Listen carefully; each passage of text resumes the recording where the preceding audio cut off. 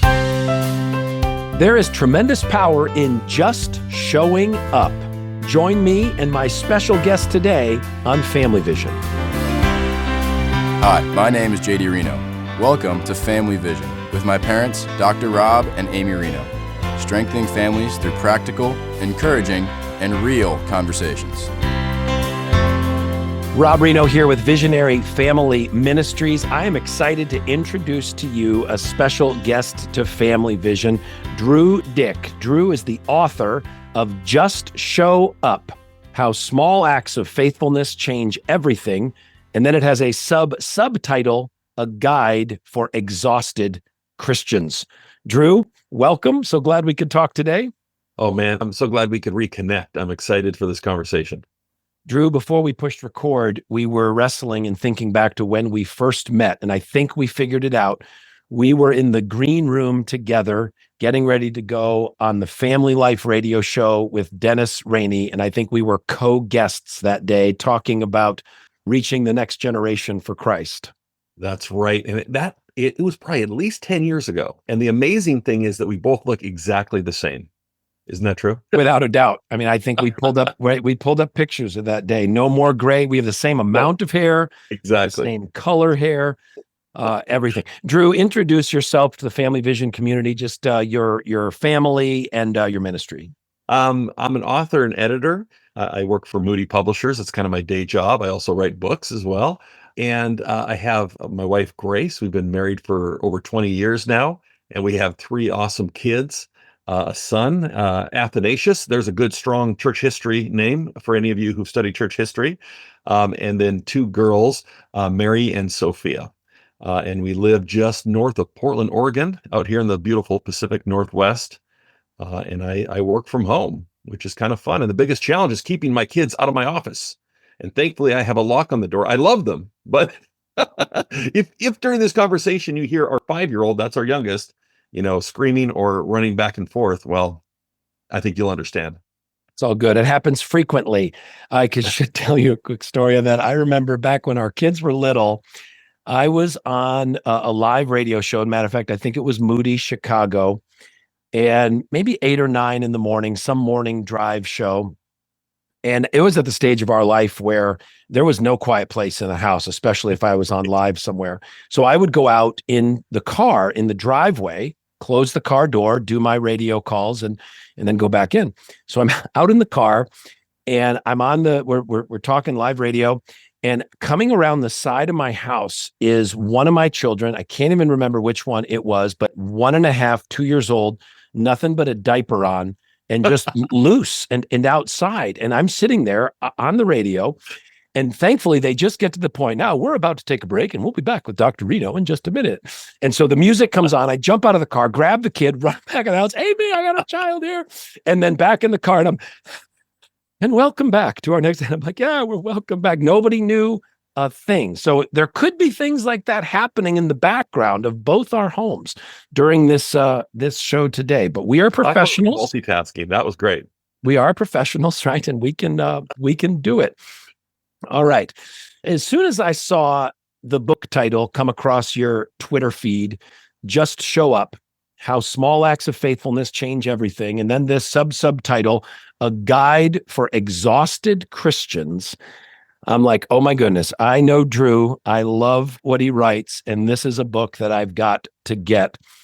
And you introduce this concept of just showing up. I mean, it sounds as simple as it possibly could be, but basically the book is about how this can be like a life-transforming mindset, that just showing up to the different callings and relationships in your life is really where faithfulness starts. And I think like any good book or any powerful journey, this was not discovered by you in the halls of academia. You had a life journey here where God really convicted you and changed some of your mindsets about what it even meant to like serve him and follow him in your everyday life. So can you tell us that story? Yeah. And when I say just show up, what I mean is I'm just referring to faithfulness, like you said, ordinary faithfulness over the long haul. And it was something, it's a little embarrassing because honestly, it was probably a bit of a midlife crisis. This kind of hit me in my early 40s, now in my mid 40s. And I was reflecting back and thinking about being in my 20s, back when I was in seminary, and my wife, Grace, and I were incredibly idealistic. We had these big, grandiose plans about how we were going to change the world and the great things we were going to do for God. And I think that's good to a degree. When you're young, you want to get out there and make a big difference. And I remember, talking during those days and saying to Grace, like, listen, we're not going to settle for the American dream. We're not going to move to the suburbs and have 2.5 children and the white picket fence. We're going to do something different, man. Like, I thought we were going to go overseas. We were going to do something really radical. And then here I am, 20 years later. I live in the suburbs, drive a minivan. I have 3 kids and not 2.5. And listen, I am so blessed and so thankful for how my life has turned out. But at the same time, when you look back, you go, wow, what does faithfulness look like when your life turned out a little more ordinary than you thought it would? And it was actually Grace, too, who asked me the question. It was a great one. She said, who are the people you most admire? And as I started listing people that I really admire, I realized not one of them was famous or a world changer or someone who's going to make history, maybe. I thought of one guy who's a small church pastor, and he was diagnosed with a really debilitating illness, but kept leading his church in spite of that. I thought of another woman that I've known for years who runs a soup kitchen and continued to do that even after losing her husband. And I thought, why do I admire these people? It's because they were faithful. It wasn't because of some great talent or some radical thing they did.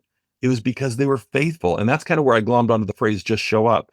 Because the people that I really admire, the people that are fulfilling God's call in their life, in my view anyway, or when I look at scripture, it's the people who continue to obey God, even when life is tough. Even when they get knocked down, they keep getting back up and believing and obeying and praying and reaching people. And I thought, man, that's a good mantra, at least for my life. Just show up. God can do something incredible through your life that influences thousands or millions of people, or it can just be the people right around you. But that's not your job to decide. Your job is to be faithful, to show up for the people around you and for God's call in your life, and let him do with it what he will. Who were some of those biblical characters that leapt off the page to you, that once this conviction about the power of just showing up became clear to you, that you began to see that pattern in the Bible? Well, I thought of Hebrews 11, sometimes called the Hall of Heroes. The incredible thing about that, these people are heroes, and it says many of them didn't even see the fruit of their obedience because they died, and yet they were faithful. Another one that I explore in depth in the book is Moses, because here's a guy who, he spent 40 years in the wilderness tending sheep.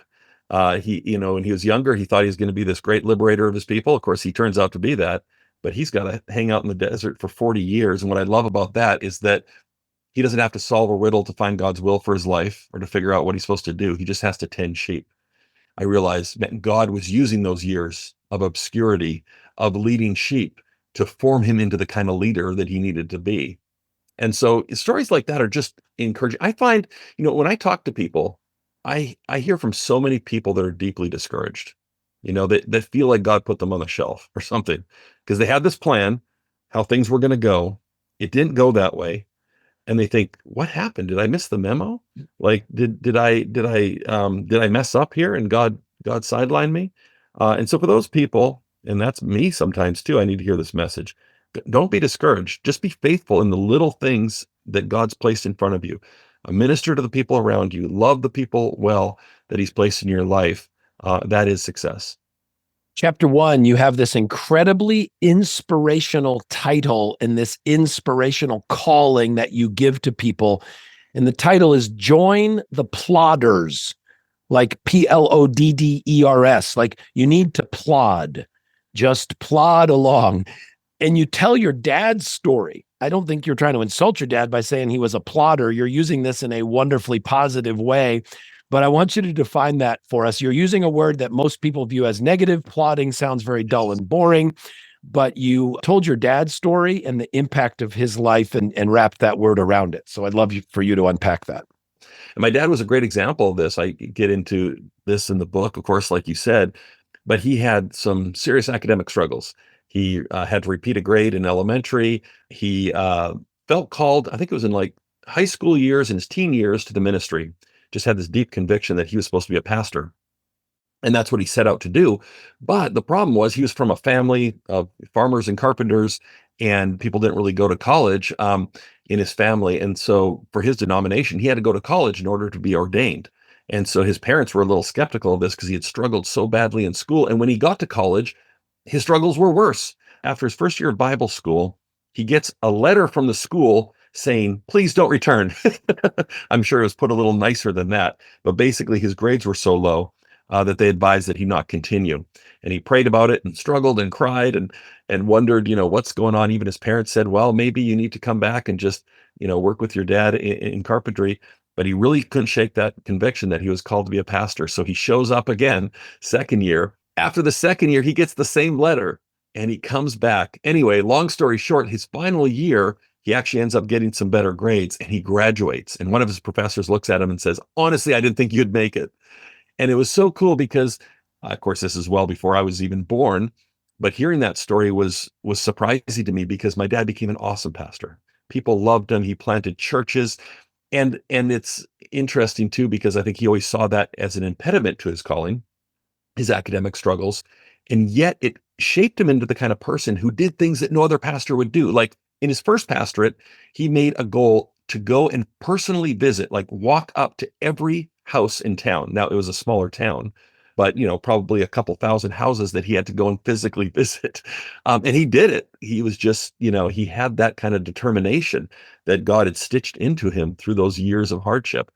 And so plodding is just another word for faithfulness. I love the quote from William Carey. I might butcher it here, but he said something about, I have no great talent, but I can plod. And we look at all the things he accomplished, the father of modern missions and did all this incredible stuff. But if you could zoom in on any given day of his life, you'd see a guy who's just plodding. Like he preached in India for like 6 or 8 years before he had one convert. But every day he'd get out there, do his open air services and just trust God that he would use it. And so that's a good lesson for all of us. We're in a time too, I will say this, where you go online, especially like Instagram, and you see people that seem to be blowing up overnight and getting famous and doing all these amazing things. And it can kind of be disheartening. You see the stats, especially from young people, saying that 25-30% of them expect to be famous by 25 years old. And of course, for the vast majority, that's not going to happen, nor is that a great goal. But if you can just be faithful, if you can go, God, I'm going to do the little things every day, that adds up and God uses it. Amen. It reminded me of one of my mentors. His name is Matthew Ling. He is a pastor in Malaysia, and I have the chance to collaborate with him on a lot of different family ministry projects. And in many of our team meetings, he always just refers to himself as the donkey of the group. And what he means by that is like the doer. Like I can just put some loads on my back and I'll just keep moving the ball down the field. I'll talk to people. I'll make the calls. I'll make the emails. His ministry has just been incredible because I was just resonating with what you're saying about his presence and his persistence in taking action. And God has used that so much. Well, Drew, we're going to come back for a second conversation because I want to talk with you practically about what does it look like for a parent to just show up? Well, what does it look like to just show up when friends are in need? Or what does it look like for a child, an elementary school kid, to just show up in their life? But I want to wrap up this episode by having you talk about one of the scriptures that I'm most connected with in the book. It's 1 Thessalonians 4:11, which says, make it your ambition to lead a quiet life. You should mind your own business and work with your hands just as we told you. Take a moment and unpack that scripture for us. Yeah, that's another one of those things that I read that and I go, wow, the Apostle Paul would have never made it as a self-help guru with that kind of advice. Kind of flies in the face of what we think. And it's especially interesting to me that he uses the word ambition. Usually it's like, okay, have an ambition to make a big deal out of yourself or to get rich or to influence a lot of people. And here it's almost like the opposite. Lead a quiet life. Work with your hands. I hope that typing on a keyboard helps, or else I'm in trouble in that regard. And mind your own business, right? And this is great, but I just think that speaks to what God really wants from us. And it's not like a false humility. God uses that faithfulness. And also minding your own business keeps you out of trouble. And again, with our social media culture, everything else is encouraging you to get in everyone else's business, right? You have to have an opinion on everything. You have to sound off on every issue. And so I think there's a tremendous amount of wisdom and peace that comes along with adopting that approach to life. Drew, where can people get a copy of Just Show Up, and where can they learn more about your other books and ministry? Sure. Yeah, there's a little bookstore here in the Pacific Northwest called Amazon.com. I think they have it. You can also go to my website, which is just my name, Drew Dyck. My last name is spelled D-Y-C-K, and you can see some cheesy pictures of me and the fam on there, read a free chapter of the book, and send me a message if you'd like to. Well, I love it. Drew, thanks for the conversation. We're going to come back and do part 2. But I'd love to hear from you. If you have comments or questions or thoughts about today's episode, most importantly, if you have prayer requests for your family, you can send those to us and we will pray for you and connect with you. Send those to us through email at podcast@visionaryfam.com.